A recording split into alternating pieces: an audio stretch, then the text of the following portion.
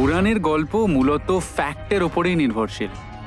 গার্গয়েলসের মতো স্ট্রাকচার, এই সমস্ত জিনিসগুলোই ম্যাজিক্যাল ফিগার্সের প্রতীক। কাল রাতে আপনার হোটেলের সামনেই একটা মেয়ে খুন হয়। তার বডি তো আমরা পাইনি, কিন্তু কয়েকটা টুকরো অবশ্যই পেয়েছি। যদিও এটা বন্ধ করে ডিমলিশ করার অর্ডার দেওয়া রয়েছে, কিন্তু সেটার আসল কারণ কেউ জানে না। অসাধারণ। এসব কি? বুঝতে পারছি না, কিন্তু আমি আজ পর্যন্ত ফ্রান্সে এত পুরনো পেন্টিং দেখিনি। ক্যারেন, চলো বেরো এখান থেকে। আচ্ছা শোনো, এর পরের বার এরকম মজা করতে হলে আমায় আগে থেকে বলে দিও, ঠিক আছে?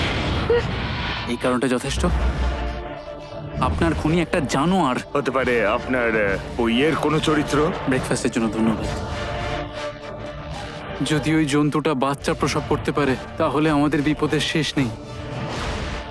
দেখুন, আমাদের কাছে ওই জিনিসটার ডিমও ছিল, আর ও ওটাই চাইছিল। ওখানে আরো থাকতে পারে। আমাদের পুরো বাসাটাকে শেষ করে ফেলতে হবে। ওই ডিম থেকে বাচ্চা বেরোলে সর্বনাশ হয়ে যাবে। ওকে জীবন্ত করে দিয়েছে, নরক থেকে বেরিয়ে এলো একটা রাক্ষস।